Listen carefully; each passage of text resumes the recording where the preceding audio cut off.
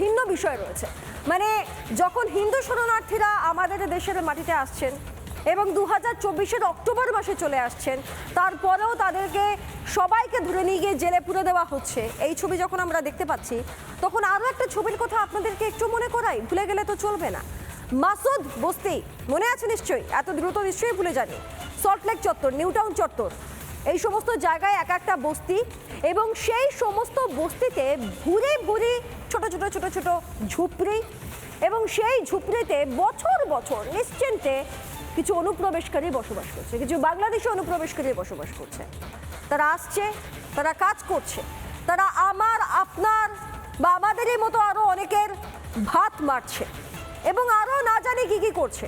তারা কিন্তু এখানে নিশ্চিন্তে রয়েছেন, বছরে বছর রয়েছেন, তাদের কিন্তু কোনো সমস্যা হয়নি। কোনো পুলিশ এসে তাদেরকে একটা লাঠির বাজিয়েও দেয়নি, একবার চোখও রাঙায়নি, একবার প্রশ্ন করেনি যে তোমরা কারা, তোমরা কোন পথ দিয়ে এসছো, তোমরা কিভাবে এসছো, তোমরা কিভাবে এই বাংলার মাটিতে, এই দেশের মাটিতে রয়েছে, কোনো প্রশ্ন করেনি। তারা নিশ্চিন্তে রয়েছে। তাহলে মমতা বন্দ্যোপাধ্যায়ের নিজস্ব যে আইনটা চলে, সেই আইনে হিন্দু শরণার্থীকে জেলে পুরে দেওয়া যায়, এদেরকে চোখে দেখা যায় না। দেখুন না সেই মাসুদ বস্তির ছবিটা। আরো কয়েকজন রয়েছেন, তাদের সঙ্গে আমি একটু কথা বলার চেষ্টা করব। যারা রয়েছেন, বলুন। লাইভে আছি বলুন। লাইভে আছি, বলুন।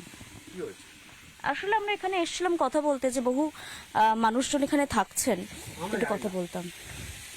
দেখো, একদম সুচিতা, তুমি একদম লাইভে তুমি দেখতে পাচ্ছ সেই ছবিটা।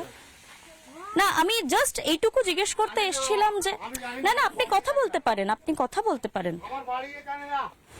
দেখো, আমরা শুধুমাত্র কথা বলতে এসেছিলাম যে এখানে যারা রয়েছেন, এখানে যারা থাকছেন, কোথা থেকে তারা আসছেন, কোথা থেকে এলেন, কিভাবে বর্ডার ক্রস করলেন, সেই বিষয়গুলোই কিন্তু আমরা এখানে জানার জন্য এসেছিলাম। দাদা কোত্থেকে এসেছেন? মুর্শিদাবাদ। কি শাল বিক্রি করতে আসেন? আমি বিজনেসের মধ্যে আছি, এখানে অনেকদিন থেকে 4 বছর থেকে আছি। আচ্ছা, মানে কতদিন, বহুদিন ধরে আসেন? কিন্তু আমি এখানে বহুদিন নয়, কিছুদিন থেকে আছি। শাল টাল নিয়ে? হ্যাঁ, এইসব বাবা মেয়েদের কাপড় টাপড় এসব কাপড় জামা নিয়ে একদম। কিছুক্ষণ আগে আমরা দেখছিলাম এক ব্যক্তি আসেন এবং কার্যত থ্রেট করতে শুরু করেন, ক্যামেরা নামা বলে। এবং অদ্ভুতভাবে তারপর যখন আমরা তাকে বললাম যে আমরা লাইভে আছি, এবং সঙ্গে সঙ্গে তিনি সরে গেলেন। কিসের ভয়?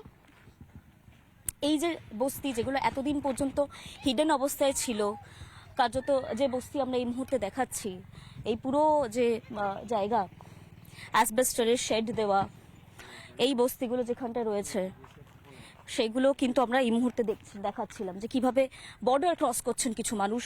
বর্ডার ক্রস করার পর এই রকম বস্তি তৈরি হয়ে যাচ্ছে রাতারাতি, এবং সেই বস্তি তৈরি হওয়ার পর সেই বস্তিতে মানুষজন থাকা শুরু করছেন, আসছেন, জীবিকা নির্বাহ করছেন, এবং কার্যত এখানে পাত্তারি নিয়ে বসে আছেন, এখানে বসে থাকছেন। এবং কিছু মানুষ যারা আমাদেরকে কিছুক্ষণ আগে থ্রেট করছিলেন ক্যামেরা নামা বলে, তারাই কিন্তু পিছন থেকে আসলে কি তাদের সমস্ত আশ্রয় দিচ্ছে, এই প্রশ্ন এই মুহূর্তে রিপাবলিক বাংলা করছে। আরও এমন বহু বস্তির খোঁজ আমি আপনাদের দেব। ক্যামেরার সঞ্জয়ের সঙ্গে পিঙ্কি, রিপাবলিক বাংলা। এরা কিন্তু নিশ্চিন্তে বসবাস করতে পারে, আবার কখনো কখনো রোয়াবও দেখাতে পারে। তবে শুধুমাত্র এই মাসুদ বস্তিই নয়, নিউ টাউনের আরও একটা বস্তির খোঁজ দিয়ে আপনাদেরকে, আপনারা দেখেছেন, আরেকবার একটু মনে করে নিন। আটঘরা বস্তি, সুন্দরবনের হিন্দু শরণার্থী পরিবার, তারা অসহায় হয়ে চলে এলে, বাংলাদেশে অত্যাচারের পর অসহায় হয়ে চলে এলে মমতা বন্দ্যোপাধ্যায় পুলিশ তাদেরকে জেলে পুরে দেয়। কিন্তু আটঘরা বস্তিতে বাংলাদেশি অনুপ্রবেশকারীরা নিশ্চিন্তে বসবাস করে। দেখুন এলিনার সঙ্গে, দেখুন। নিউ টাউন যেন মিনি বাংলাদেশে পরিণত হয়েছে, জায়গায় জায়গায় ভর্তি রয়েছে অনুপ্রবেশকারী, গিজগিজ করছে।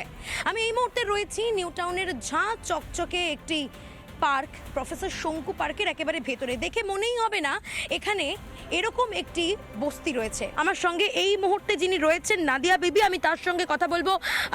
দিদি, একটু কথা বলি, কত বছর আগে বাংলাদেশ থেকে এখানে এসেছিলেন? 7-8 বছর। 7-8 বছর হয়ে যাবে, তার বেশি। কিভাবে বাংলাদেশ থেকে এখানে এলেন? রাত্রি দালালের মাধ্যমে? 2-3 হাজার করে নিল। 3,000 টাকা?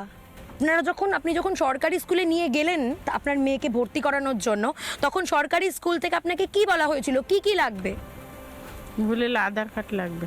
আধার কার্ড লাগবে, কিন্তু আপনি তো আধার কার্ড দিতে পারেননি। না তো তখন তারা কি ওইটা দিয়ে বললো? করলে তোমার আধার কার্ড জোগাড় করো, না হলে হবে না। আচ্ছা, টিকার কার্ড যে নিলেন সেই টিকার কার্ডটা কোথা থেকে পেলেন? ভারতে ওই এসে? ভ্যাকসিন দিলাম তার এখানে এসে ভ্যাকসিন দিয়েছিলেন? সেটা কে করিয়ে দিয়েছিল, কার মাধ্যমে কাজটা করিয়েছিলেন? মানে ওই জায়গায় ষষ্ঠী তোলা চেয়ারম্যান, ষষ্ঠীতলার চেয়ারম্যান। সেই চেয়ারম্যানের নাম কি? কালুর ওখানে ওই ষষ্ঠী তোলা হইলো, ওখানটায় দিলাম। আচ্ছা, বলছে চলেও গেছে নাকি, বাংলাদেশে ফিরে গেছে। হ্যাঁ কেন ফিরে গেল, কেন? এসআইআর এর ভয়? হ্যাঁ, এই ভয়তে সব চলে গেছে। এই ভয়? হ্যাঁ, এ- সরকার আমার ঘর রাখবে না, আমরা আরেক এলাকাতে আইছি, সেই করে সব চলে গেছে।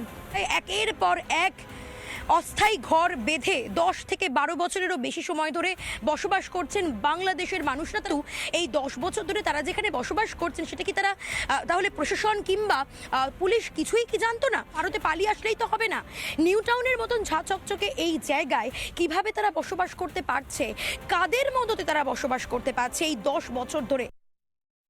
নানা ধরনের কন্টেন্ট দেখার জন্য লাইক করুন, শেয়ার করুন আমাদের ফেসবুক পেজ, সাবস্ক্রাইব করুন আমাদের ইউটিউব চ্যানেল। পাশাপাশি অন্যান্য ব্রেকিং নিউজের জন্য অবশ্যই চোখ রাখুন রিপাবলিক বাংলায়।